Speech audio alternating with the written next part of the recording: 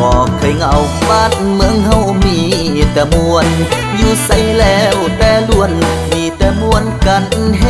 ฮาบุญน้อยและบุญใหญ่ขึ้นปีไม่ออกพรรษาส่วนเสกและเฮฮามวนกันมาตั้งแต่ปางใดมวนกันมาตั้งแต่ปางใด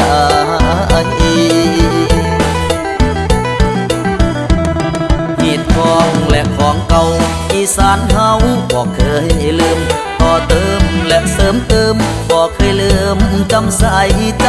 พันผูกและปลูกฝังมาแต่ครั้งปู่ย่าตายายกี่กับกี่การผ่านไป